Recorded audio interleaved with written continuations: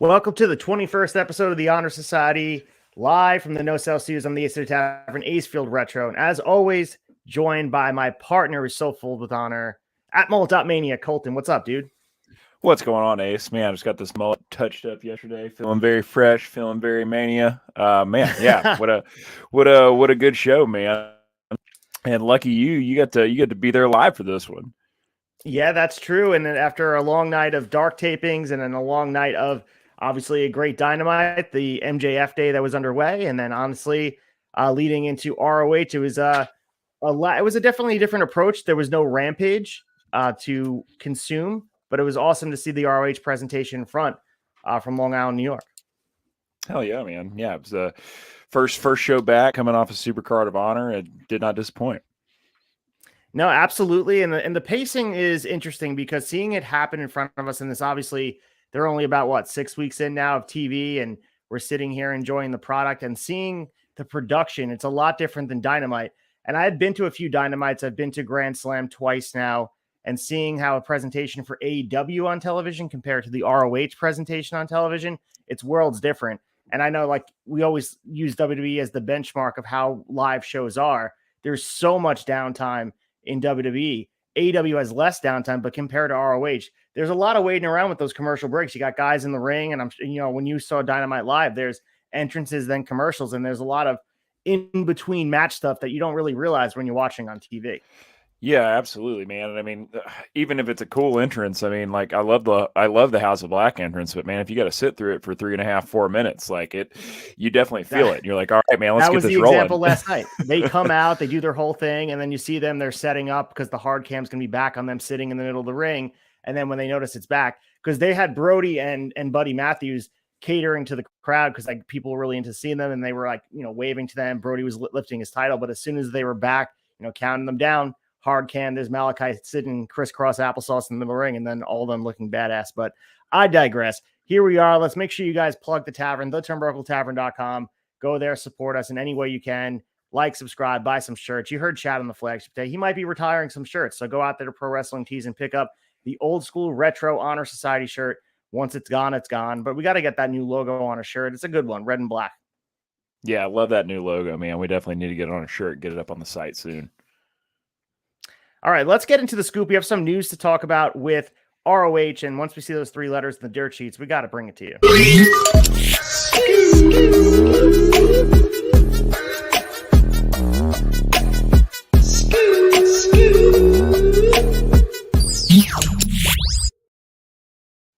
All right, here we go. It is time for the scoop, and what I love about this segment on the ROH programming is that we do Wrestling Tonight. We talk about all the news. We obviously break down the Too Bad Chad do a great job breaking down news, but on the AEW wrap-up show, they talk about certain news that's to do with Tony Khan. But a lot of this ROH stuff gets lost in the sauce, and we can really zero in on some of the news. And we'll start with the first one that will probably get lost in conversation, but this was a pretty big story if you go back to the summer, especially after the first time when John Gresham lost the championship to Claudio Castagnoli all those months ago. Jonathan Gresham finally spoke out about that interaction, that negative interaction that he had with Tony Khan. And it was an interview where he talked about the end of his time in the Tony Khan regime and how badly it ended. And he spoke with Nick Hausman. And Gresham right now is currently under contract at Impact Wrestling. He's wrestling Speedball Mike Bailey as we speak in their 3rd match in succession. But he detailed the events that led up to his meeting with Tony Khan and the title defense. And everyone really spoke badly about John Gresham leaving that match when seemed like he was just taking his ball and going home. He was upset that he lost the title, but he wanted to clear the air. Do you remember this going on? Yeah, man, I do. I was actually really glad to see this when we put the news together for this week because, I mean, when he lost that match, I mean, you could see it written all over his face. Like he did not want to do the job there. You could cut the tension with a fucking butter knife. Like, so yeah, I was glad to see that he finally spoke out. We got to hear his side of things because. Yeah, just always, I've always been a big Gresham fan and always kind of wondered what the story was there. Yeah, he definitely was someone I thought they would have built around, and he wanted to clear the air because the misconception was the reason he was upset was because he was losing the title, and he had said that, and we'll get to that in 1 second. The main reason he was upset was he was trying to meet with Tony Khan and felt that the meeting was blown off different ways, and he admitted that he shouldn't have expected the same relationship with Tony that he had with previous ROH ownership, where communication came more rapidly. And that is something that we don't really think about. Take a lot of these guys that have been in-house for a long period of time in the organization, and now they're moving to a bigger organization where Tony Khan is not only overseeing ROH, he's overseeing AEW, but then you also add in the Jacksonville Jaguars and Fulham and everything else in his business ventures. John Gresham felt slighted, and it was interesting. What are your thoughts on that? I mean, I totally get where he's coming from, man. It's hard not to. I mean, from what I was reading, it sounded like, he got flown out for a meeting with Tony Khan for an AEW event. So he got flown out, no communication from Tony whatsoever the day he gets there. Event day goes by, no meeting. Time comes to departure. He gets a text to set up a later meeting. Like, yeah, it's hard not to feel slighted with that kind of interaction. And, sure, new ownership, new way of doing business. But at the same time, you're the world champion for this promotion. You expect to be, if I were in that situation, I would absolutely expect to be, a certain level of respect to be received from management. But I mean, I don't think, from what it sounds like, I don't think that it was anything intentional. Like you said, Tony Khan's a busy man. He's got his fingers in quite a few pools. Wrestling is not the only venture that he's in, let alone AEW and Ring of Honor both. So, it seems like Gresham definitely let his emotions get the best of him a little bit in that interaction. He said that he shouldn't have yelled or cursed in a professional environment, and that he deeply regrets that behavior. It sounds like he's gone through some therapy and just some self, assessment, introspection, taking inventory of things, and just kind of wanted to set the record straight that he regrets the way that went down, which I thought was huge of him, man. And, it'd be really easy to kind of go to the dirt sheets and tell just your side of it and make it look like, Ring of Honor, Tony, they're the bad guys here. I was slighted. I wasn't taken seriously. So I did the job and I left. So I thought that was really big of Gresham, man, to come in and be like, look, yeah, I was in the wrong, but I'm glad that, he told both sides of the story, because in the moment, I 100% see, I can 100% resonate with why he felt like that. Yeah, 100%. And I think this is an example of an adult being an adult, admitting he was wrong, and he understood that he handled the situation poorly. And he mentioned he was going through some personal stuff, and he didn't use it as an excuse, but he just gave context about what was going on. And I love this, seeing the fact that the two guys shook hands and there was no hard feelings. And Tony made it clear that the bridge isn't burned, that the relationship still can continue, because we've seen relationships like this for different companies, and even AEW go a certain way where maybe you feel like that door is no longer open. And especially with the relationship that we've seen with AEW and Impact and John Gresham, let's not forget, one of the best wrestlers in the world. He was in the top 10 of the PWI rankings. Not that means a lot to everybody, but John Gresham in ROH was someone that I kind of circled as who they would build around. And I know he lost the title in, like, what was it, a 1-minute squash match against Claudio, and it definitely was jarring to watch. And maybe that played a part in the moment, but John Gresham is making it clear that that's not the reason why he'd put Claudio all over. And the main thing I pulled from this too was that he wanted to publicly apologize to Claudio, because he said, as it was a difficult day for everyone involved, he said after the 1-minute match, he wanted to just get out of there but talk to Claudio, William Regal, and eventually Tony Khan himself before he did.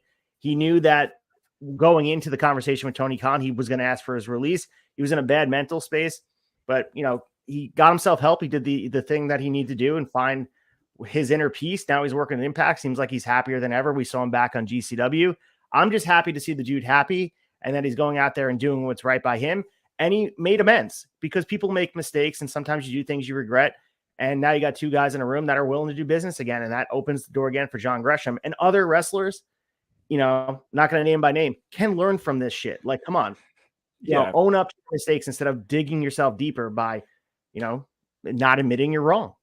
Yeah, take note, man. I mean, there's nothing wrong to owning your shit and, and calling it out and trying to move forward and do things differently. Like, I think that especially in the professional wrestling business, like I said, I'm not going to name any names either, but I think ego really gets in the way of things, man. Even though you might be in the wrong, you just think that it's, going to make you look like, less of a star, or, in some way to admit that you were wrong or to even address the situation. So no, I thought it was really big of Gresham, and, I mean, yeah, he's an incredible talent. I love seeing him in Impact. I think Impact's a great spot for him, but yeah, I mean, I think this is great that he's, opening this door, kind of clearing the air, and maybe we get a chance to see him on AEW or ROH TV in the future. And it also shows how the dirt sheets and social media can paint someone in such a negative light where he didn't tell his side of the story. And I think for a while, people would label him as difficult to work with, or he would be sort of this black cloud of this situation would be cast over him for a while if he didn't clear the air. So I thought it was important that he did that. It was interesting to me to hear that he had not spoken with anyone from AEW aside from QT Marshall and ROH. Like, I don't know, it just seems like he really cut ties, got himself right, showed up he emerged in wrestling, because I think that was the other concern people had as fans. I mean, obviously it's not the most important thing, but as wrestling fans, we're like, when are we going to see John Gresham wrestle again? And he popped up not long after. Obviously, we saw the GCW dates. I believe he did a date in progress, and then also he came back, signed and a decently long-term deal with Impact. So again, glad he's in a good spot. Glad they cleared the air, and I think it would be awesome to see him back in ROH in some capacity. Yeah, man, most definitely. I think he's always got a spot, like you said, big part of ROH, and I'd love to see him back. And hopefully QT is not the only guy he gets a text from going forward. So we also had some other updates, and obviously there was a lot of content to break down from the SuperCard of Honor scrum that they did, which was awesome to see Tony Khan being open and candid about it.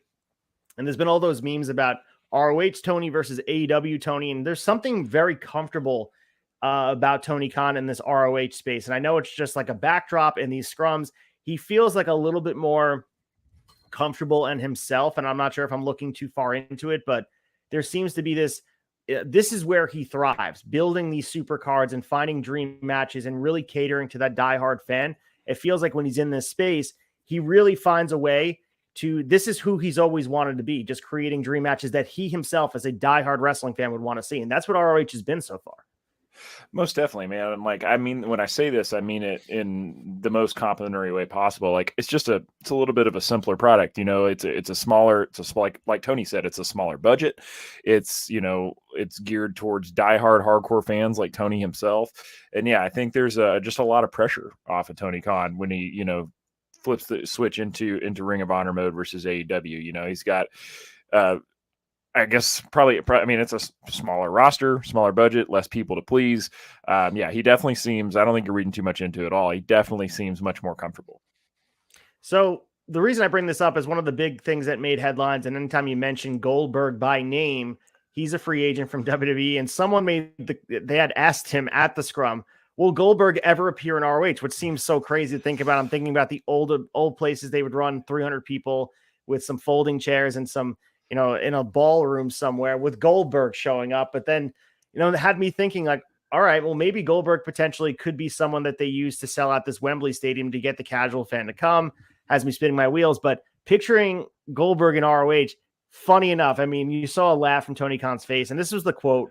He said, Goldberg in ROH is never going to happen. However, I do think that would be interesting for AEW. That is another great example of the differences between AEW and Ring of Honor. AEW has a bigger budget, but I try to take the production values of AEW and use some of the synergies so ROH can leverage AEW's great production team and assets. But at the same time, it's also great for AEW to develop young wrestlers, to have some of the top stars come here and represent that company. At the same time, there are things I would do in AEW that are more expensive. There are things in ROH that are more catered to the hardcore fan base. I know we can bring in wrestlers that people will be excited to see, but that might not necessarily translate to a huge Nielsen rating. Although ROH has done record live gates and revenue over the past year, I don't want to do something out of character. So this was, I mean, not just the Goldberg question. This kind of answered what we were talking about before. He recognizes the differences and the importance of keeping them separate and using ROH as this like creative passion project for himself, while AEW has to cater more to this hardcore fan base. And I think it might, I mean, a casual fan base, but I think that it might benefit AEW in the long run to really let Tony Khan do these things in ROH and really not have to focus on maybe not doing the matches that a casual fan wouldn't really care about in AEW. Yeah, man, most definitely. I'm glad to hear that he came out and definitively said, no, Goldberg's never going to be in our ROH ring, because I got no interest in seeing that, man. You're talking about the small rooms and the 300 cap rooms for ROH. I can just see it now, like, you know, local stage hands holding sparklers as he's coming down the ramp. Oh, man. But yeah, not personally not interested in seeing Goldberg in ROH. we'll see what happens. Maybe, I didn't even think about him being a possible draw to try to get, people in Wembley Stadium. I mean, man, I'm talking about a huge announcement news. Wembley Stadium for All In. It's a awesome. 90,000 capacity venue, man. I mean, it's by far, it blows their biggest room they've been in out of the water. So, yeah, to be interesting. 4 times as big. I mean, the biggest was Queens, 20,000. So they're gonna have to really figure something big out. I'm not saying it's Goldberg. I'm just thinking out loud here on the drawing board. He did admit during the scrum that it would be out of character for them to sign Goldberg, which was refreshing to hear. But he did say that AEW would entertain the idea due to its significantly higher budget. And the only reason I think about it is because the TNT, the Turner conversation with being WCW influence, and Goldberg was such a big part of what WCW did. And there's no denying his popularity. And maybe he feels like, the confidence that we've seen, not that I want to bring this up as an AEW conversation, but the confidence that we have in the way Sting has been presented, maybe he could do something where it's not Goldberg coming in and dominating the talent, but adding to it. I'm not sure how that looks. And there's certain nuance to booking that I'm not sure if AEW's landscape is equipped to handle, but definitely a conversation for another time. Yeah, most definitely. I hadn't even thought about the way, I hadn't even thought about it in that capacity of being able to present him in a good way, like they have done with Sting, which is something WWE's not exactly been able to do. So yeah, be interesting to see where that goes, if anywhere.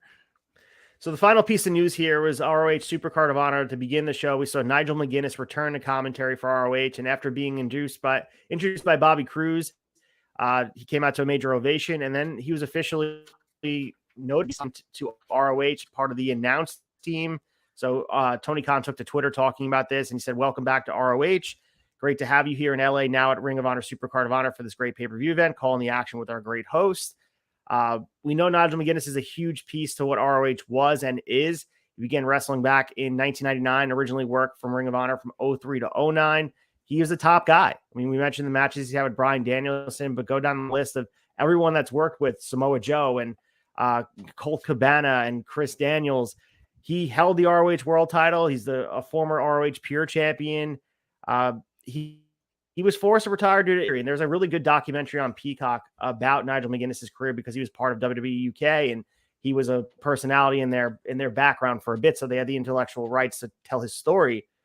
But he is a huge piece to the legacy and the fabric of what ROH was, and I'm so happy to see him back as a voice, to be that guy, because you think about even a guy like Taz right now, who Taz does the conversation and leads the charge on commentary in a lot of ways, but obviously Excalibur and Tony do their things. But what you don't consider about bringing a guy like Nigel in, similar to Taz, is the experience. He's in the locker room, he's at catering, he's traveling with the guys and the girls to give his perspective about how to build a match and how to get a crowd to react. And Nigel McGuinness was at the top of his game, and he was forced to retire because of injury. So it's so nice to see him getting another chance to contribute to the new ROH. Yeah, man, I'm really excited to see him back. I mean, I know that I've mentioned multiple times that I love a 2-man call, and I love the team of Ian Riccaboni and Caprice Coleman, but I couldn't think of a better third man to add than Nigel McGuinness. And so that was a really cool surprise, because, I mean, I had heard no rumblings of that whatsoever before he showed up for his music hit at SuperCard of Honor. So it was really cool to see him come out. And yeah, I think, not only, we saw him, it seems like it's official. It doesn't seem like it's going to be pay-per-views only, because we saw him on the call tonight. So definitely glad to have him. And I think he has a whole lot to offer. And like I said, hopefully, like you said, hopefully he does get a chance to have some more, backstage influence and working with talent and not just be on the call, because I think he's got his learning tree cast quite a lot of shade, and there's a lot of room for some of the younger talent to sit under it and gain a lot from him, I think. Yeah, absolutely. And he continues to host pro wrestling seminars in the US and Europe, and he held one in LA that weekend. So that knowledge base is there within your company, and that can't be overstated, just how important having a guy like there to just pick his brain informally or formally in a seminar session or just in conversation, like I said, in passing. Nigel McGuinness being there, and also great commentator. I'd really enjoy his work too. That's a big piece of it as well. Yeah, man. I mean, he did NXT UK calls for quite a while, and I always, I didn't watch a ton of that product, but I always really enjoyed what I heard of him. So as soon as he got freed up, I'm glad to see he didn't waste any time getting back to his roots and coming back to ROH. Which brings us to the ROH TV results for this week. The UBS Arena, Long Island, New York, Elmont, the most magical place on earth, as Maxwell Jacob Friedman says. I was in the building. What a great night of wrestling. And a lot of people complain about the length of the tapings. And we were lucky that Rampage is going to be live tomorrow, so we didn't have to worry about Rampage being taped, because I certainly sat in my seat, got there admittedly at like 7:15, 7:30, so I missed the first 30 minutes of dark tapings. But you sit down there, and I've been at the Grand Slam shows or been at those other shows where they go a long time and the fans get fatigued. So the fact that you have people reacting the way they do at a lot of these other cities for these ROH results in the ROH tapings makes you feel, all right, like, these guys have to work extra hard to get them to react. Yeah, man. I feel like it's, I've been to TV tapings for other promotions where they're going to do 4 weeks of TV in one sitting. And like that in itself is a challenge. But like, you had the benefit of being able to stop and have, the announcers get the crowd riled up and like, all right, we're going into another intro. And like, you don't have that here, man. Like when I last time I went to a Dynamite in Lexington, yeah, they had dark. We got there for all of dark, Dynamite, and they did a Rampage taping afterwards. And even though the Rampage show was great, like, yeah, admittedly, man, folks are tired. Like it's hard to keep a crowd hot for 5+ hours. It just really is. Yeah, I would think that this ROH product would be better suited for being on their own tour. And I'm not sure how that would work. Maybe if it becomes profitable down the line, you can figure out a way to get them to do smaller buildings, or we mentioned those 300 rooms. Maybe there's a way to do like the GCW type of room tour where Melrose Ballroom in New York City, or Ukrainian Cultural Center, like places like that is what the spirit of ROH is. And I understand you don't want to set the bar to being that place, and you have to make money and have people there. And why not tap into the AEW revenue and have the audience that's already supplanted in their seats for this show or they're already there. But I don't know, the atmosphere of the ROH stuff from this show, I felt was missing, that we didn't see from the original set of tapings and even the LA taping. Well, also too, I think size of the arena played into it a little bit too, man. I mean, this is a lot. I mean, the UBS Center, I mean, you were telling me it's brand new and it's huge. I mean, it's bigger than it's bigger than most arenas that AEW hits on a regular basis too. So yeah, right. I mean, it's just it really, the Universal Studios, like you hear that crowd, because those are sold out studio shows. They are packed out. Like that crowd's hot no matter how many weeks of TV they're taping. And even if the crowd's energetic, it just doesn't translate as well on TV with that big of a room. Yeah, so it took a lot for this crowd to get going. They were pretty quiet for Dynamite all night, and it was interesting to me about, and I was saying off air to you, just the unfamiliarity of a lot of these fans with even the AEW product. So you knew the ROH product would be very unfamiliar to them, both the history and some of the guys on this roster. And I spoke to having Commander on Dynamite and seeing what he was able to do. And there were people popping out what he was able to do. They weren't reacting when he first came out, but then he started doing his thing and people were on their feet. And it was interesting to me. It was like, well, how are you not familiar with Commander? He's been on Dynamite multiple times. He was on that awesome match against Vikingo at SUPERCARD of Honor. But we got to take ourselves out of our diehard bubble. Like sometimes fans are just there because wrestling's in town and they see maybe there's a guy they recognize, like Jon Moxley used to be in WWE. So there's those fans that are showing up. Yeah, it's hard for me to take myself out of our hardcore bubble sometimes and realize, like, when you go to a live show for AEW or this might be somebody's first time seeing that product. And truth is, there's a good chance there's a lot of people it's their first time seeing that product because it's coming through their hometown and they decided to go. So let's go to the opening match with the ROH World Tag Team Champions, the Lucha Brothers, which is Penta El Cerramiento and Rey Fenix, and teaming with Mark Briscoe. They have Alex Abrahantes in their corner, so nice tandem of personalities. They defeated the Workhorsemen, Anthony Henry and JD Drake and Shane Taylor. This was pretty short. And this is to build up a little bit towards the tag team match that's happening tomorrow night at Battle of the Belts. I think it's Providence, Rhode Island. But I like the interaction with Mark Briscoe and Shane Taylor. That was awesome to see them mix it up. Briscoe got a really good pop. People seem to recognize him. He was involved in the Dynamite main event, coming out, hugging FTR, and love to see this tandem of the Lucha Brothers and Mark Briscoe, a team that I probably didn't imagine in my dreams would ever be a 6-man pair.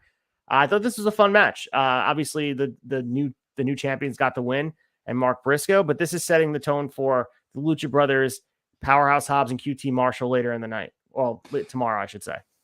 Yeah, man. And I'm with you. I don't think I ever would have called Mark Briscoe teaming with the Lucha Brothers, but it's definitely a feel good pairing. It's cool to see him come out with those guys. Both Lucha Brothers and Mark Briscoe. Big time fan favorites. Hard not to love any of those three guys. And nice to see Mark get in a feel good spot after his loss to Joe at SUPERCARD of Honor. So I mean, yeah, it was a quick match, but it was a good match. I mean, I always love seeing Shane Taylor. I've seen the Workhorsemen a couple of times, but I haven't seen these guys very much. So I like their dynamic between the size difference and the work style difference between the guys. I think that I'd like to see more of those guys in ROH, whether it be paired up with Shane Taylor in a 6-man. Maybe that's another team we see in the 6-man title picture, or just seeing them enter the tag team title picture themselves. Man, I thought it was a pretty good match, but yeah, hard to. There's no way you're gonna beat Mark two shows in a row, especially after that crushing loss at SUPERCARD. So, yeah, pretty quick match, but good to see them get the win. Can't say I'm horribly thrilled about QT and the team of QT and Hobbs going up against Ring of Honor, or horribly thrilled about Battle of the Belts, to be perfectly honest. So that's a conversation for another time. But yeah, it's just I'm never terribly impressed with that product or the lineup for that, So I could take that or leave that. I'd be more excited about this match than QT and Hobbs versus the Lucha Brothers for their ROH titles. Well, we'll certainly cover it next week, because obviously our ROH championships are on the line. The tag titles are on the line, and hopefully the Lucha Brothers retain tomorrow night, and I'd imagine they will. Highlight of this match for me is when it broke down into pretty much a Donnybrook in the middle of the match. And I like Shane Taylor looking strong in all the chaos. He hit Welcome to the Land on Mark Briscoe, and Workhorsemen getting their shit in. And this was fun. Like you said, it was fast paced. It really was meant to emphasize the fact that Lucha Brothers are now the main team in ROH, but their challengers gunning for them all over the place, whether it be the Workhorsemen or whether it be QT and Powerhouse High. All the teams are gunning for them. And I thought it set the tone for the night. Yeah, most definitely, man. And it was a good tone. It set the pace well. So, and man, I was not expecting this to be our second match of the night, but moving in was the Ring of Honor Pure Title match. So we opened the show with Christopher Daniels calling out Shibata, which was a good way. I thought this was a pretty good match, man. I mean, we had Jerry Lynn, Dean Malenko, and BJ Whitmer were the judges for this one. So, you can always tell it's a dynamite match when those guys are sitting up at the top of the ramp on a table and not ringside. But yeah, I mean, I thought this. I actually really enjoyed this match. I love Christopher Daniels. Really excited to see Shibata win the title at SUPERCARD of Honor, even though it's something wasn't. We had talked about it on last week's Honor Society and the preview show. Could see it going both ways. I'm really excited that he won. But yeah, I thought this told a pretty good story, man. Daniels was targeting Shibata's neck the entire match. Shibata hit a hydraulic drop kick in the corner onto Daniels, which was super, super stiff. And I mean, Shibata had Daniels exhausting those rope breaks early on, man. It was a pretty quick finish. I mean, all in all, this match was, I think, just barely over 10 minutes. Yeah. What did you think? Yeah. It was about 9 and change. So yeah,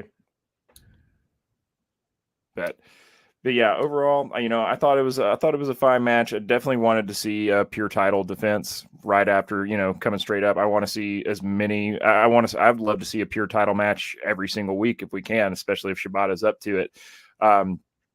But yeah, I thought Shibata didn't sell the STO at all, and then hit him with a sleeper into a PK, and that was pretty much all she wrote.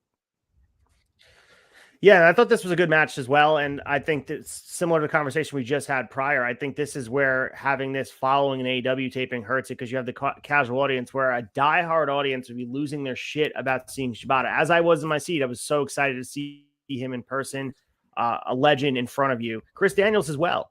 And they pretty much got no reaction. The fans were absolutely silent. I understand the pure championship alone, the pure rules, leaves a lot to be desired for the casual fan. It's kind of like a higher level thinking. It's almost like watching art being painted in front of you. So the casual audience doesn't react that much to it until the drama builds. But this would have been an amazing match, I really believe, in front of maybe a Universal Studio crowd, I'm ripping on my own people, but I feel like this match would have been a much better suited in front of a more familiar with the ROH product. And That's what you're going to get, though. I mean, I understand you don't want to have 2 traveling road shows and go there, and you don't want to have ROH have their own set of crew. They're not ready for that yet, but I think this match could have been much better, because we talked about on Wrestling Tonight how much the crowd helped the WrestleMania matches, and I think a lot of these ROH matches could be helped by having a really good audience that is invested. They're there to see Shibata. They're not just there to see the Dynamite, and this happens to be like on top of it. This is the extra. But I thought this match was good, despite the crowd really not caring. And it was kind of sad to see people pretty much on their phones, like around me, and not reacting. Yeah, man, that's really unfortunate, because I mean, anybody, like even somebody like me who's not super, I know who Shibata is, but like I said, I don't watch a ton of New Japan, so I've seen just a handful of his matches. But if I feel like if you've seen him once, you've got to be just absolutely, obsessed with wanting to see him again. And so, yeah, that's really, really unfortunate to hear that the crowd just didn't receive it. Like I said, it's wrong bit. But what's crowd. The solution on your end? Like, do you feel like there's a solution that we could have here where is there a point where we actually have ROH touring these smaller arenas that they used to? Because there was a time I used to see ROH at Sports Plus. That used to be the thing where they used to come, and obviously they can't run that building, but having them run a smaller building, is that sustainable business model, or do they have something bigger in mind for this? I mean, I think it's sustainable down the road for sure. I don't think they're there yet at all. I think right now they probably just need to continue to stick with, I mean, as much as it sucks to have to avoid spoilers and the like, I think it's probably smart of them to just kind of stick with TV tapings for now and just continue to do and try to avoid recording after Dynamite as often as humanly possible. Like obviously it was unavoidable in this situation. You had SUPERCARD just on Friday. There's no time to get everybody back down to Florida and record TV before Dynamite. Even though it's separate products, we still have a fair amount of crossover between talent.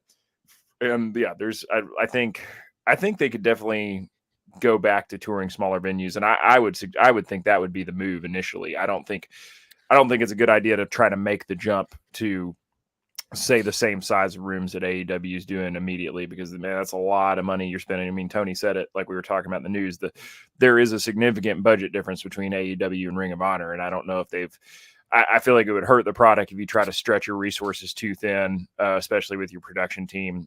So I don't know. I think the move for now would just be to try to avoid taping after Dynamite, if at all possible. So.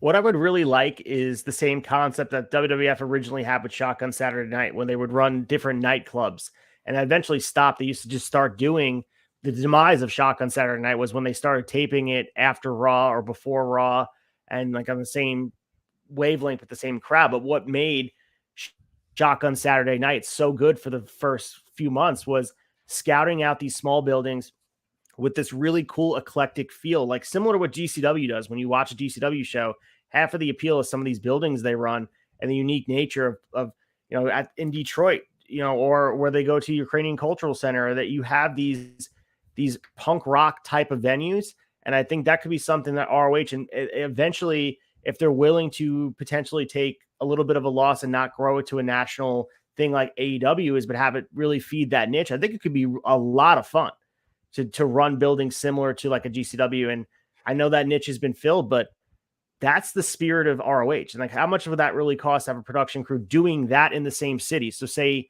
Long Island is doing Dynamite, find a Long Island venue and run ROH. Teams meet up somewhere in the middle.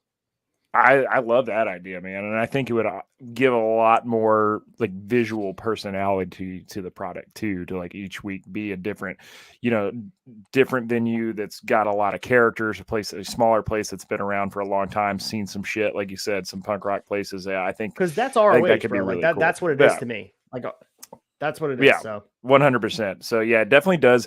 I will say the product of it being taped, it does feel a little sterile being in Orlando in Universal Studios for sure. It definitely feels like it's lost a little bit of that culture.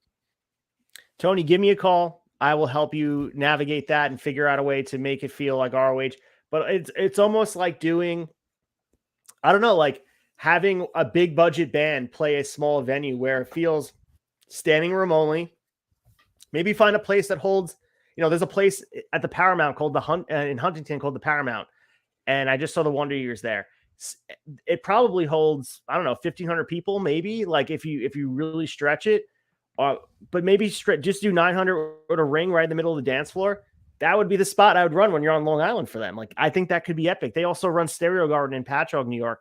That's a place that would be epic. They have wrestling shows there. But like things like that is the spirit of what ROH was. And I understand you want to shoot higher than just indie shows, but something about seeing the way the product was presented after a Dynamite was like almost what are you going for? Like, I understand you want to pack the Raptors and you want on par with AEW, but what are you going for if it's just going to be presented like an AEW Dark? I'm not sure if I'm being pessimistic, but that was just how I felt watching it live.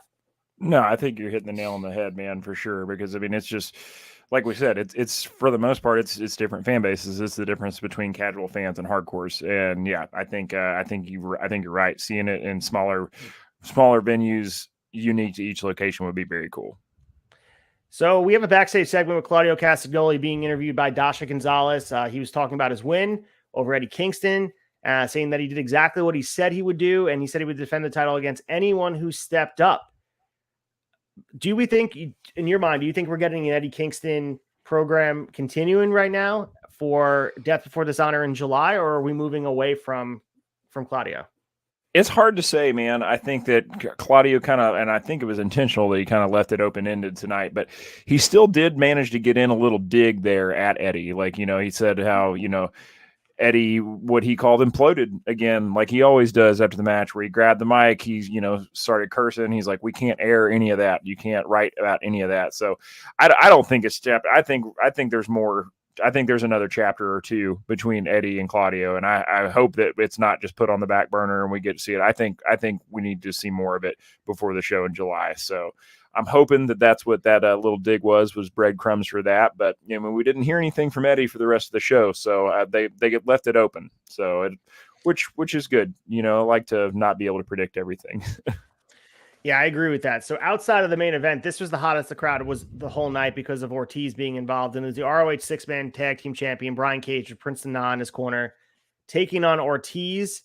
I'll let you cover through this match, but the crowd was hot for Ortiz. And obviously he's a local guy. He's from the city. So people immediately recognized Ortiz from the AEW roster, latched onto him and got them going. And I think this had good psychology. I liked what Brian Cage and him put together here. This is also an inkling that maybe Brian Cage is not done at all with AEW / Ring of Honor. I thought that it was definitely, I said this on Wrestling Tonight, man. Apparently it looks like Brian Cage is a handshake deal kind of guy, man, which I'm totally fine with. I'm happy to see. I'm hoping that's what this means, that he's sticking around in ROH. I think ROH is the perfect place for him right now. But yeah, man, great to see Ortiz. Haven't seen Ortiz in a while anywhere, man. Yeah. The last time we saw him was on AEW TV during that, was it a battle royale where him and Eddie and just ended up going straight backstage and getting into it? Yep. We didn't see anything from them after that. So yeah, like I said, this was at least from watching it at home in my living room, this was the hottest the ROH crowd was all night, was Ortiz coming out. So yeah, I thought it was a good showcase for both guys. Ortiz early on got a nice, flurry of offense in there, fought Cage off with some speed. And it definitely was not, what we've seen from Cage, whether it be in 6-mans or be in singles competition so far, has pretty much just been extended squash matches. And this was not the case, man. Both guys got their shit in, which is apparently what the GTSI on Brian Cage's knee pad stands for. We found out tonight, which is cool. I absolutely love it. I love that's what he calls his finisher. I think it's great, man. Ortiz caught Cage with a small package on a drill claw attempt for a near fall. We've seen Ortiz win a ton of matches with that drill claw, man. Actually both guys got their finisher kicked out from each other. So, I don't always love finishers getting not putting somebody away, but when you go back to back like that, both guys get their finisher in and they both kick out. I think that tells a pretty cool story. So, Ortiz followed up after the kick out with the tornado DDT right there on the apron, takes Cage down. Ortiz fired up with some chops. Cage got and hit him with a Dog Valley driver. Cage hit the GMSI pump handle slam for a near fall. Ortiz spun Cage into a corner with a Frankensteiner, but Cage cut Ortiz off with a stiff super kick, man. I feel like you probably heard that outside in the parking lot. Like it was quite the pop. But yeah, Cage went up for another superplex. Man, when he does that deadlift superplex where he like just lifts brother right off the apron on the other side, like that's the second week in a row we've seen that move from him. I really like it. It's definitely adds another a little bit more power to that slam when they hit the mat. But yeah, Ortiz got in the ring, powerbombed Cage for another near fall, but Cage caught Ortiz and dropped him to the drill claw to win. Man, it was yeah, I thought it was a good match. It was quick, but both guys got their shit in. Great to see Ortiz. Nice to hear, hometown crowd pop for him. Hopefully we get to see a little bit more Ortiz in ROH. I would love that. Yeah, and I just feel bad for him because obviously everything going on with Santana, I don't think they're personally getting along. And then the injury happened, and he's been sort of Eddie's ally in a lot of ways. And he was a prominent Santana Ortiz, LAX. They were important in the tag division. We never saw them get their flowers officially, but a big part of Blood and Guts, a big part of Anarchy in the Arena. They are a big part of what AEW was, and Ortiz kind of left holding the bag without Santana there. And I'd like to see him being presented this way. So I agree with you. So we lead to the next match here. It's Darius Martin sans Dante Martin, who's recovering from that ankle injury, and no update yet. It seems like maybe from everything I read, it was a horrible injury. He's out for an extended period of time, but from everything I read, it seems like it could have been worse. And easy for me to say, wasn't my ankle that completely went sideways on my body, but it seems like it was almost like a clean break. And obviously we'll keep you guys abreast of anything going on with him as far as updates, but it's been pretty quiet. Only Tony Khan gave the update on the scrum saying he was being released from the hospital. So that was good. But anyway, Jay Lethal, my boy, with Satnam Singh and Sanjay Dutt in his corner, defeated Darius Martin. And the main thing I didn't catch from obviously was the commentary. With the Kingdom was on commentary with Maria Kanellis Bennett donning the headset. Maria was taking shots at Dante Martin. Noted the Kingdom were the ones that set up the tables that Dante sort of went through at SUPERCARD of Honor. So just using it to get heat. But this was an interesting showcase for Jay Lethal. And I love Jay Lethal, and I'm not a huge fan of how he's been presented on AEW television. I think as much as I don't like Jeff Jarrett, I think it's the best he's been used in AEW. He's been one of those guys that so desperately needed ROH to start up again, because once he was at AEW, we saw him be presented in some prominent lights, but for the most part, he's just an extra guy. But I know he was one of those signings that Tony had in his mind. Let's hold on to him until he's ready for ROH. And this is the spot for him. And it's interesting, like, they're really buying into the Satnam Singh, Sanjay Dutt stuff with Jay Lethal. They feel they are going to be together for a long time. And Jay Lethal's a guy that you could really build around in the ROH division. And he obviously gets the win here. The lethal injection finishes the match. But after the match, Bennett and Taven were taunting Martin, and they were while wearing Satnam Singh's overcoat. So not sure what they're building here. Not sure what you took away from this, other than like Jay Lethal was going to be on TV, and Jay Lethal wants to be presented with the ROH umbrella over him. Yeah, man, there was a lot going on with this match. Jay Lethal is a name that when I think of ROH, it's one of the first names that comes to mind. So yeah, I think you're right. I mean, I'm not the biggest fan either. Don't get me wrong. I like Jeff Jarrett a lot, and when he first got announced on AEW, I was like, oh man, do we really need him on TV? I like what he's been doing, and I don't dislike Jay with him, but I think there's a lot more for Jay than having him in that spot, and hopefully bringing him into the main, maybe even the world title picture in Ring of Honor is the way to go. But yeah, I mean, I don't know, man. This match felt a little bit just kind of unnecessary to me. Also, Darius kind of seemed like he was blown up pretty quick in. I don't know if he was just selling really well or if he was actually just kind of struggling to get through. I'm not sure. Taven coming down, I thought it was, good heel shit. Maria Kanellis Bennett getting, kind of the cheap heat on the mic, talking about Dante's injury. But yeah, Matt Taven, historically not good friends with Jay Lethal, not somebody that they've had a lot of feuds. So him coming in and taking out Darius and setting him up for the lethal injection so well was kind of strange. So it'd be interesting to see where that storyline goes. I think you said it last week that even though Matt Taven and Mike Bennett are a good team, I also personally am a bigger fan of Matt Taven in the singles picture. So, I don't know, maybe this is, the rumblings of, maybe we're going to see the Kingdom not necessarily split up, but them and the tag picture take a little bit of a back seat, and maybe we're going to see something between Matt Taven and Jay Lethal, which I would love to see. Sign me up.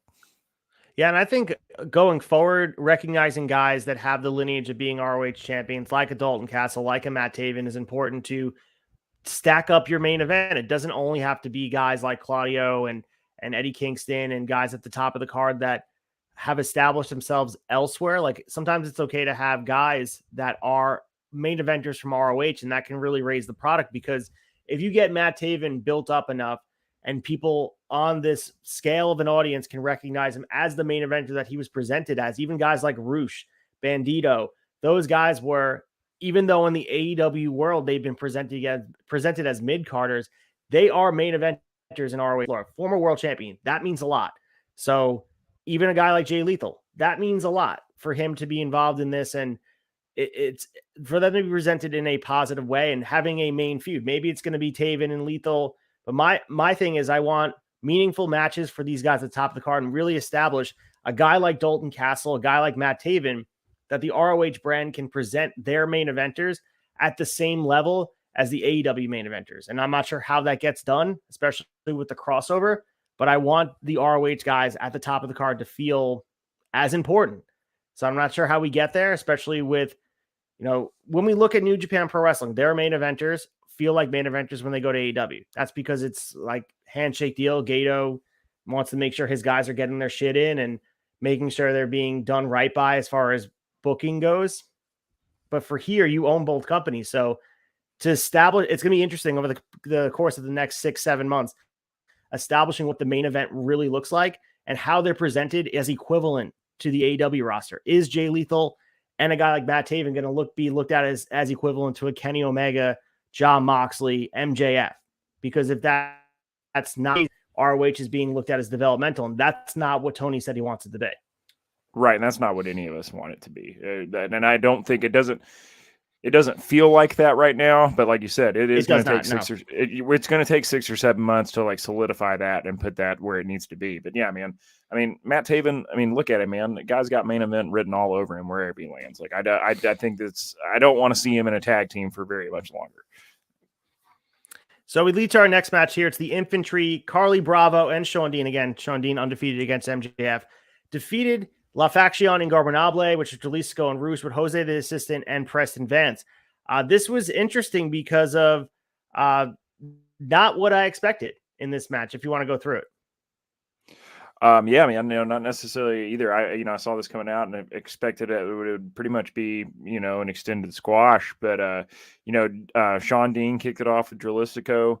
You kind of wonder if beating Jalisco here would kind of put Dean in line for a future international match, since, Jalisco, as we mentioned, the card that's not necessarily set up very well for Battle of the Belts, but Jalisco's who's going to be going against Orange Cassidy tomorrow. So, but after a hurricane kick to Dean, Bravo attacked in. He laid in shots to Jalisco, but Roosh cut him off from outside the ring, allowing Jalisco to hit a knee and take him down. Roosh tagged in to set up the Bull's Horns, which is still one of the most brutal moves. But yeah, he chose to stop it short and taunt Bravo instead, kind of going down into the Tranquilo pose there on the mat.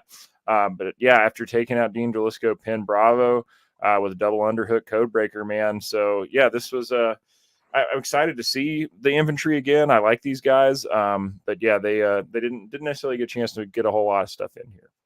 Yeah, and I thought, especially with the way they were presented last week, I thought they may have gotten more.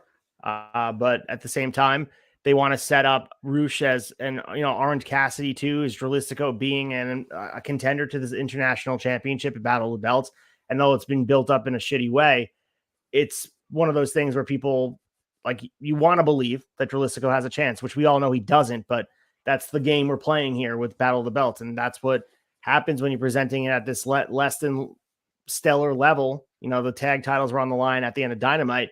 You would think that you'd have it being defended at Battle of the Belts, but that's why it's not considered important. I did this comparison with in the chat about Clash of Champions 6, 1989, main evented by Ricky Steamboat versus Ric Flair, 2 out of 3 falls for the NWA World Heavyweight Championship. Compare that to what's happening here for Battle of the Belts tomorrow. Dralistico versus Orange for the international title. Tag titles is Powerhouse Hobbs and QT Marshall. Yeah. Not on the same level.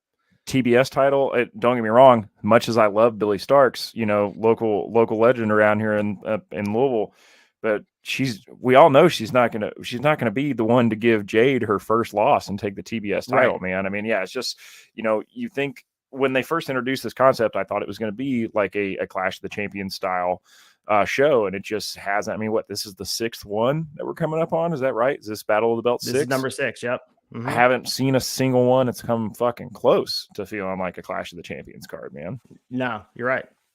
So, and I will say though, we're halfway through the card for tonight. This is a first, so this is week 6 of ROH TV. No Trustbusters. No Trustbusters tonight. This is the first time we've not heard that music hit, man. So yeah, just that in itself was a win for me tonight. Well, we'll see. We'll see them in the corner of Tony Nese later, but we don't have them in action, which is the first goddamn time, so we don't have to hear the music. Exactly. So the next match here was Tracy Williams taking on Daniel Garcia, and Daniel Garcia fresh off that loss against Tanahashi at SUPERCARD of Honor. Daniel Garcia, obviously a very important part of AEW programming, but I'm pivotal in ROH going forward.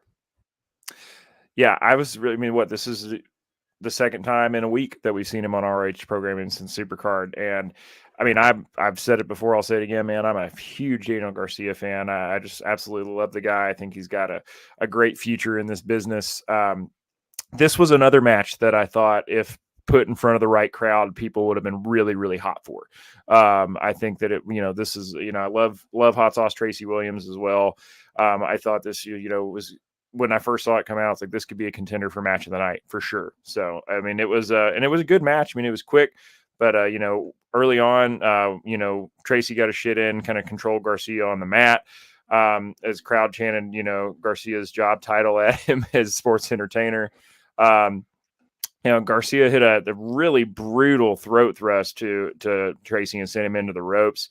But Williams hit a suplex back at him pretty quick that threw Garcia into the corner. Williams went to the second rope. Garcia hit another throat thrust at him. Definitely not shit you're going to be able to get him getting away with in a pure title championship. He's a 2-time pure champion, but definitely not wrestling like one tonight.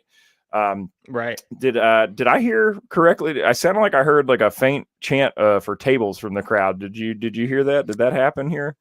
There was, yeah. They were randomly chanting pockets of the crowd. Like, the mics were not working really well for like people cutting promos, so it led to fans chanting their own things. Like, even during Dynamite, people were chanting random things at the wrestlers, and yeah, tables was one of them, and which had no table would be involved in this match. Not sure why.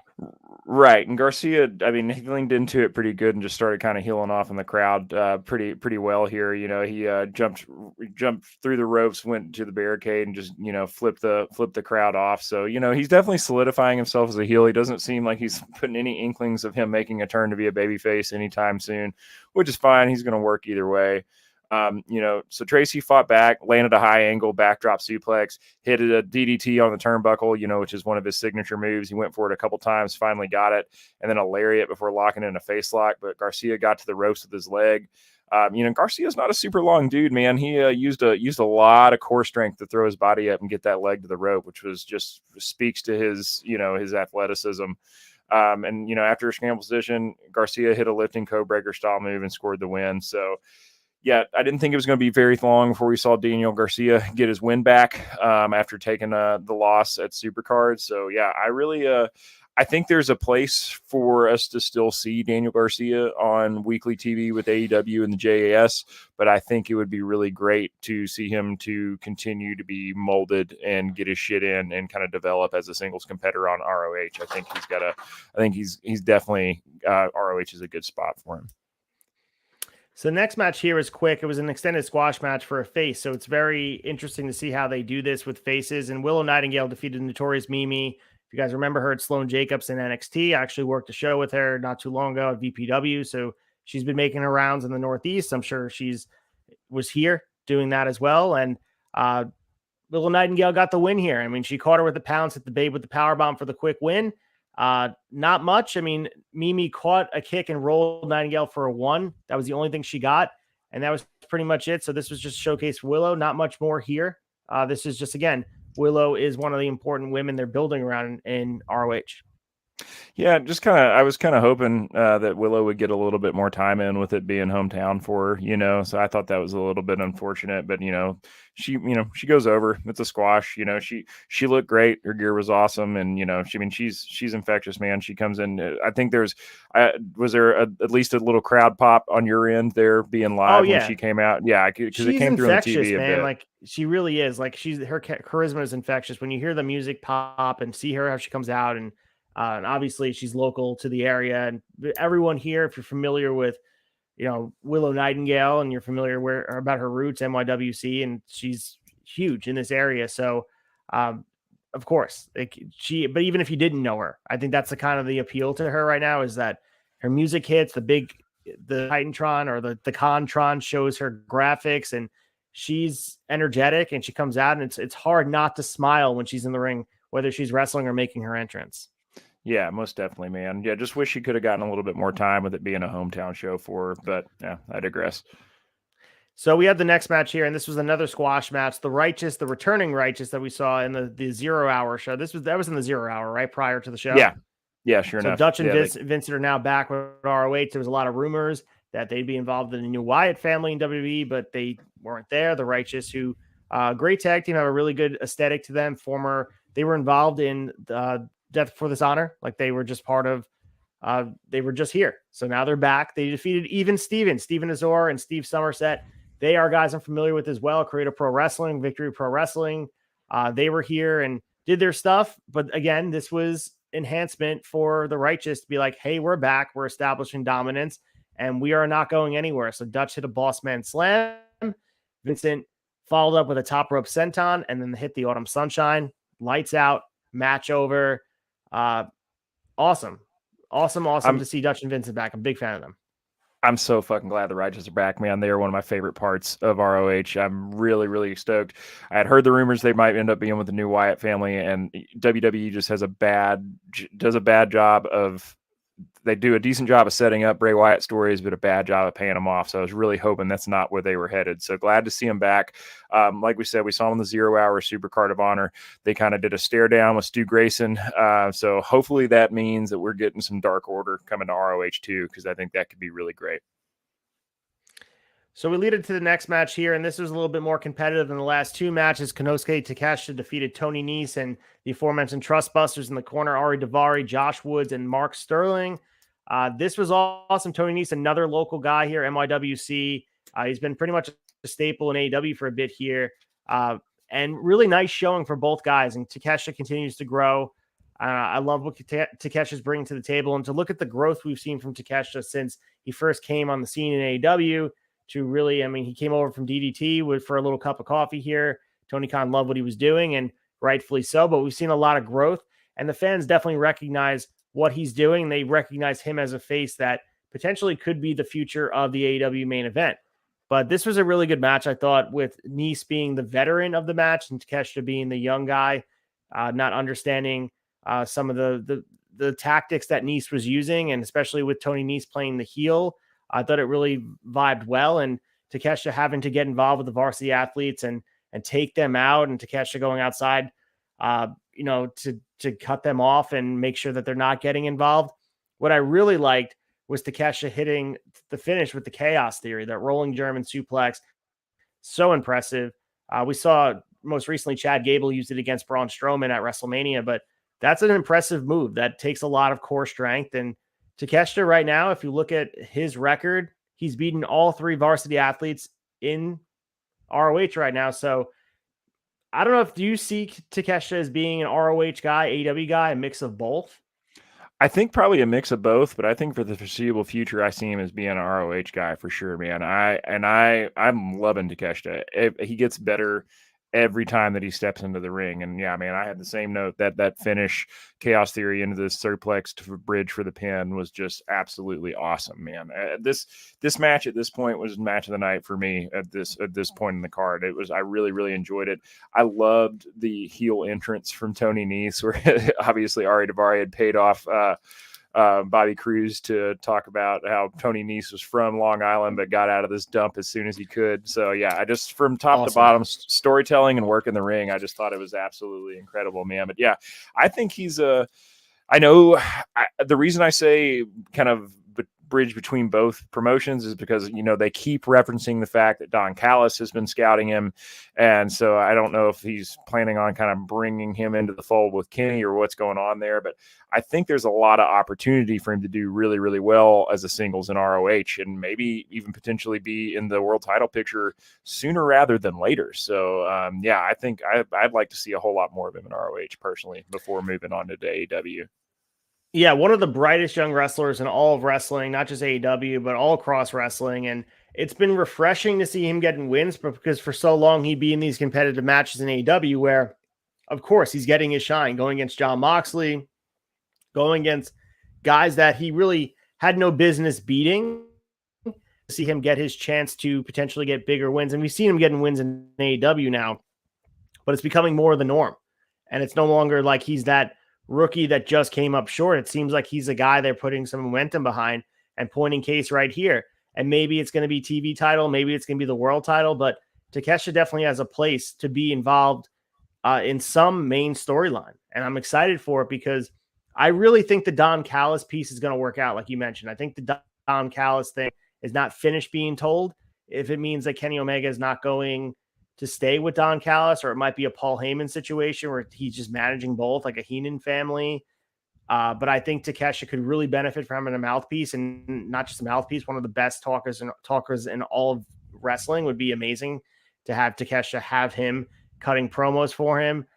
The only thing is I love the face aspect of Takeshita. Like turning Takeshita heel feels weird to me, and I understand it can work. They can make him just an absolute killer, but there's something very genuine about Takeshita. I mean, and on social media, if you follow him discovering America and like going to Costco and doing the Cinnabon thing, I think there's something very real about Takeshita and very likable. So turning him heel feels counterproductive. I think you have a genuine baby face on your hands if they really find a way to present him in the right way.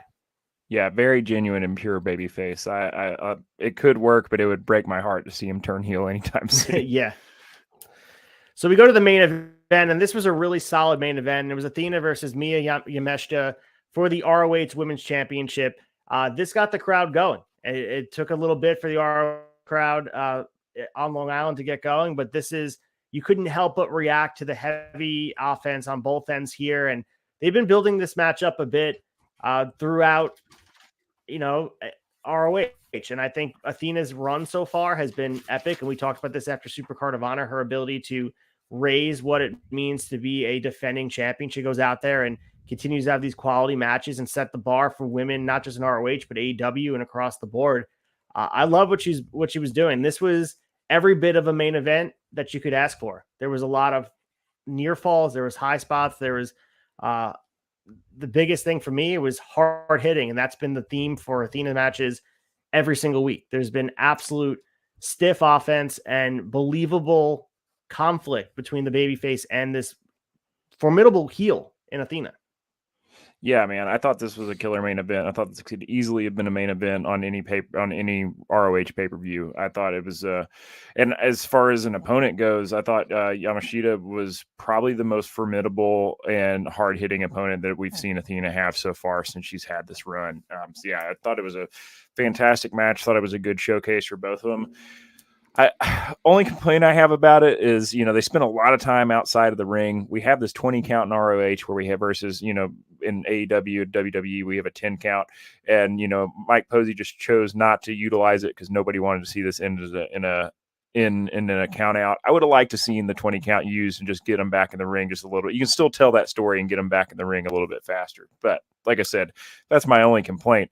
It was still an incredible, incredible main event. I mean, and it wasn't that their time spent outside of the ring was just, for nothing. There were some crazy spots out of the ring. I mean, Athena basically jumped off the ramp. I mean, they don't have that size ramp when they're not recording right after Dynamite. So yeah, you got to get out there and take advantage of it. She hit, a somersault over the top onto Yamashita onto the floor, which was just brutal, man. I can't believe they both got up so fast after that. But Yeah, I mean, Athena getting the win here. I think we all knew she was going to, man. That makes her 18-0 here in ROH. She's it's going to take a lot to knock her off that throne, man. She's really digging her heels in, and she's a force to be reckoned with. Yeah, and the women's division is strong with her at the top. So we mentioned before the depth that is becoming of this women's division, going through the list of even Willow Nightingale. I think that her time will come, but right now it's Willow's time to be this dominant champion, and it's making the women's championship feel important. And we talk about presenting your champion at the same level as the AEW champions. I feel like she's on the same level as anyone in the women's roster. Champion aside, like Jamie Hayter feels like they're equals. And that's important because Athena, when she crossed over to ROH, she didn't feel equal. She was like kind of the punching bag for Jade Cargill. She was kind of lost in the sauce there. But that's a really good example of she goes over to AEW for an appearance and comes up with that ROH Women's Championship. She feels like she's immediately top there. And that's important. Oh, most definitely on par, if not slightly above, in my opinion, right now. So. All right, let's get into top honors here and talk about our favorite match of the week or favorite moment of the week.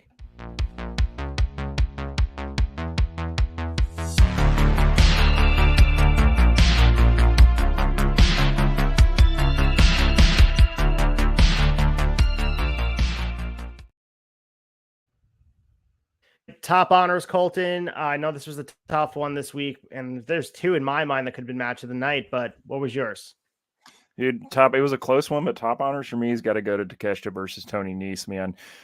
Just top to bottom, incredible match. And I also just love the story it told with Tony Nese playing the heel and being the hometown guy, and just the odds being stacked against Takeshita with all the varsity athletes and Smart Mark Sterling ringside. I just thought really great. I'm just real high on Takeshita right now, and it was really good to see him get the win here and have to kind of adapt to dealing with interference from outside. So.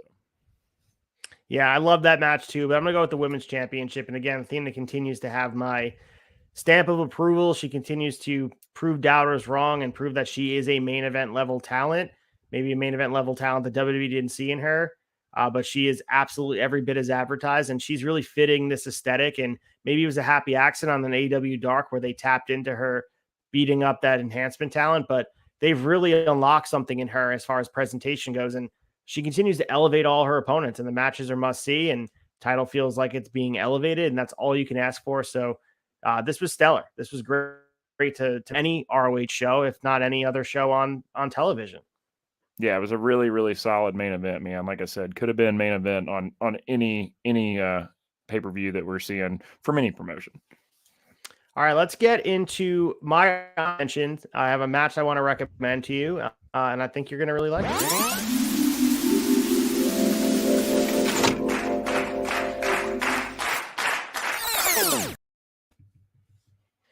All right, so every week in alignment with the history of ROH, I will recommend one match for Colton to check out, and you guys are welcome to check it out yourself. But let's talk about the match I recommended last week. Give me your feedback on it, and then I'll recommend a match for this week. Sure, man. We had the Hardys versus the Young Bucks, ladder match for the titles at SUPERCARD of Honor 11 in 2017 in Lakeland, Florida. Man, you outdo yourself every week, Ace. And if you guys watching at home have not seen this match, go back and watch it immediately as fast as you can. I'd seen clips of this match before, but I'd never watched it from beginning to end. And holy shit, man, this one was awesome. You hear Hardys versus Bucks. I mean, you immediately know it's going to be great, but it was just top to bottom. It was fantastic. I love the Bucks old music and entrance. I like kind of seeing it on the, not to, I mean it in the best way, but on the lower budget side of things for ROH, it's really cool to see them at that level, man. And the Hardys entrance was great too. Seeing the streamers getting thrown in from the crowd before the match even started, like crowd was so hyped for this. Saw a lot of double team offense out of the Hardys early on. One note that I took like immediately was this is a very different, if you're familiar with Young Bucks kind of AEW and forward, this is a very different pace than you're used to seeing the Young Bucks work. Definitely a slower pace to start the match for sure than you're used to seeing out of these guys. And it was done very, very well, man. There was some incredible spots in this match. So Jeff got thrown into the corner by, I think it was Nick Jackson, threw him into the corner, and he grabbed the top rope to, counter and jump behind and try to jump over top. And Nick Jackson, as he was doing that, caught a super kick to the face and fell forward. It was just an absolutely brutal spot. It was a good, yes, it was a ladder match, but we made it 5 minutes in the match before anybody pulled out a ladder or a chair or anything. It was just a straight wrestling match, which told a great story. There was an inverted wheelbarrow into the ladder that just broke a ladder in half. So Matt Hardy and Jeff Hardy grabbed a hold of Matt Jackson and just basically cut him in half with a ladder, which was absolutely brutal. At one point, we had 3 table spots in about 30 seconds, which was just crazy, man. And I mean, there was a lot of jumping from ladder to ladder. Like Matt, the Hardys would push one ladder over, and then Matt Jackson would jump to another ladder and then do a springboard flip onto Jeff Hardy through a table onto the floor. It was just absolute madness, man. But it was, so a lot of times I feel like ladder matches between 2 great teams like this can just kind of be almost too much and too overstimulating. It wasn't. It was the perfect package. It was the perfect amount of time, and it was just over 30 minutes, and it told a great story. And yeah, the Young Bucks get the win here, and the exchange they had with the Hardys where Matt came out and just said it point blank, like, we've been doing this for, almost 30 years, and you guys are the best tag team we've ever wrestled. I mean, what a passing of the torch and what a compliment to get from obviously guys that they've watched since they were kids and made them want to do what they do. But yeah, I mean, an absolute classic. Highly, highly recommended. If you haven't seen it, go back and watch it. Yeah, this was the highlight of WrestleMania weekend, and then they show up on WrestleMania the next night, the Hardys. So crazy times. And it was rumored, but no one really thought it was going to be true. And the fact that they worked SUPERCARD of Honor and then showed up at WWE really blew people's minds, because why would Vince allow them to do it? But he allowed it. So it was awesome. But my recommendation for this week, June 18th, 2005, this is the start of one of the most famous runs in all of ROH. It's the Summer of Punk. So CM Punk battles Austin Aries for the ROH Championship at Death Before Dishonor. And most of the world at this point knew CM Punk was heading to WWE. So they expected him to do the job on the way out. And he got the opportunity, I guess, one last match to have an ROH Championship match. Everyone thought Freudian slip. Austin Aries would be going over here. And it was a title, obviously, he's been chasing his whole career. And Punk had one of the most memorable rivalries against Samoa Joe, as we talked about the 60-minute draw that they had. Now, at this point, he signed the contract with WWE. I was there in the building, St. James, New York, the sports arena, Sports Plus, I should say. He signed it right there on the belt, and he came out in a suit with the purple hair. I'll never forget it. If you watch the DVD, I have it. I'm in the DVD. With my 3 friends standing on chairs as Punk is coming in. He's pretty much flipping everybody off. I could find it, screenshot. I could find it for you and send it. But anyway, the crowd obviously goes into a frenzy during the match, chanting for CM Punk. Please don't go. We will miss you. Full baby face. And they have no idea that he's about to break their heart and turn complete heel and turn him into an absolute ROH legend. This is a must see for any wrestling fan, any CM Punk fan. This really cements in his legacy as far as what went on. And people always glorify the Summer of Punk as being this exaggerated thing that went on. But it's very important, especially what he went on to do in WWE. This set the tone, blurring the line of reality and being that sort of anti-hero for people to rally behind. And the fact, I still remember the chants and the things people were saying to Punk at that show in Long Island when he signed the deal and he signed the contract to WWE. Enjoy the Master Lock Challenge is one of the things they said. No one in their mind could ever think that Punk would have reached the heights he reached as a guy who was not classically trained. He's admittedly one of those self-taught backyard type of guys, independent guys that never stood a chance in the main event. In the past with WWE, this was the start of his resurgence in the wrestling business, and eventually this carries off to WWE. And of course, he had to go through his trials and tribulations. They threw him to ECW, and it takes him a bit, but not too long till he's teaming with DX at Survivor Series and winning the title from Edge, and then winning Money in the Bank, and then eventually going on to have that epic match against John Cena. So, felt nice to be complimentary to Punk, because this is when I was a huge fan of him. Hell yeah, man. Yeah, looking forward to this one for sure. I have not seen this one. Also, big Austin Aries fan. Saw a lot of his TNA stuff as well. So yeah, this will be a cool one for sure. Yeah, he gets Austin Aries kind of gets a bad, rightfully so in a lot of ways for his stuff outside the ring. But if you look at both these guys in the moment, in the ring, nothing can touch them in this moment. So yeah, I'll clarify, in ring fan of Austin Aries only. All right, let's get to the final handshake. We're going to talk about next week's show and, finish it up.